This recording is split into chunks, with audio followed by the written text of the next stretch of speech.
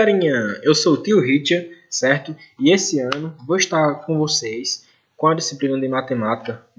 Vou estar auxiliando vocês com essa matéria, tá? E esse ano vamos nos conhecendo melhor, vocês vão me conhecendo, eu vou conhecendo melhor cada um de vocês, tá bom? E é isso. Vou começar a nossa aula de hoje falando um pouco sobre algumas coisas que a gente já deve ter visto, mas não lembra mais.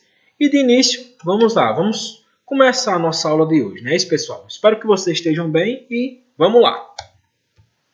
Pronto, vamos conversar um pouquinho sobre a história dos números. Vocês já pararam para pensar quando foi que surgiu os primeiros números, as primeiras formas de representar alguns números?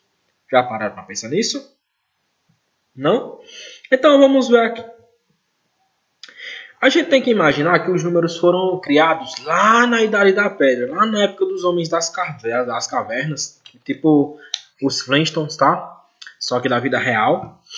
E eles começaram a entalhar, certo? Em ossos ou em pedras, riscos, tracinhos mesmo, para marcar quantidades. Um exemplo, se eles tinham 3 cachorros, eles eles riscavam lá na pedra.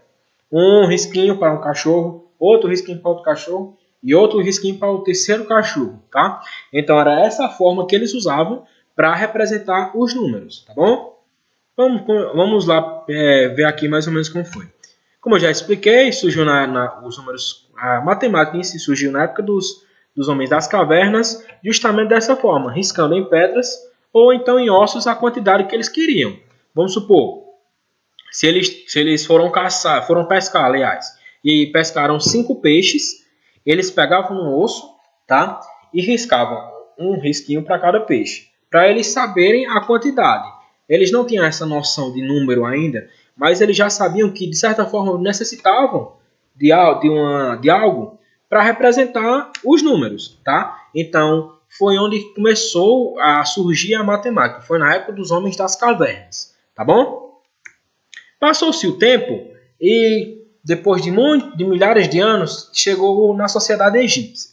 Como a gente sabe, os egípcios eles eram muito inteligentes, ok? Eles têm vários conhecimentos em relação a ciências, a própria matemática, como eu estou falando para vocês agora, tá?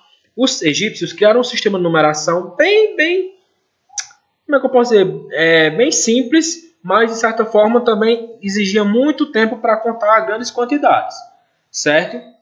Como vocês podem ver aqui, ó, eles usavam o famoso risquinho para representar unidades.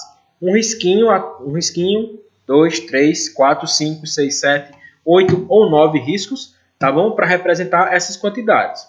Quando nós falamos em dezenas, eles usavam esse Uzinho de cabeça para baixo, tá? Para representar o 10. Vamos supor que eles fossem escrever 25.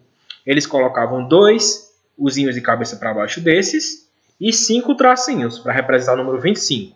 Só que assim como alguns outros sistemas de numerações, os egípcios eles não tinham essa questão de como representar nada, o zero, né? Que hoje para a gente é o zero. Então por isso que se tornou passado o sistema de numeração egípcio, porque eles não conseguiam, tá, representar o zero e de certa forma grandes quantidades ficariam muito mais ruins deles poderem calcular, tá bom? Esse aqui basicamente, como vocês podem ver, é um símbolozinho para cada número desse, ó. Como vocês podem ver, um risquinho como representar as unidades. O Uzinho é como se fosse as dezenas, tá? De 10 em 10. E esse Czinho de certo aqui representava 100. E esses outros desenhos aqui, que eu não sei exatamente o que representavam 1000. Esses dois riscos aqui, ó, esse risco aqui, meio que para cima, representava 10 mil, esse passarinho 100 mil e esse homem aqui 1 milhão, tá? Era isso. É chamado sistema hieroglífico. E agora, depois de muitos e muitos anos também, começou a surgir o sistema de numeração romano.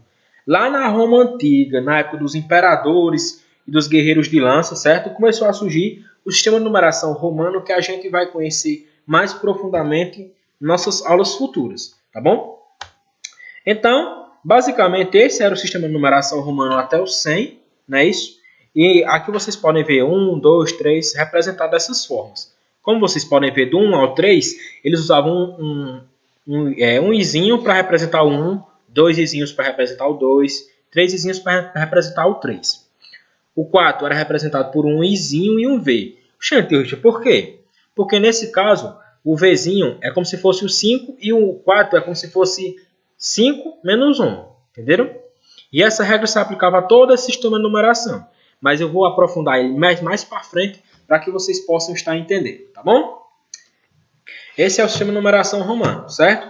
Então, pessoal, no mais é isso, tá? Obrigado aí pela atenção. Tamo junto a nós. Espero ter ajudado aí um pouquinho no conhecimento de vocês, certo? Falando um pouquinho sobre a história dos números. E é isso, pessoal. Tamo junto a nós. Até a próxima aula. E o Scooby-Doo tem um recado para vocês também.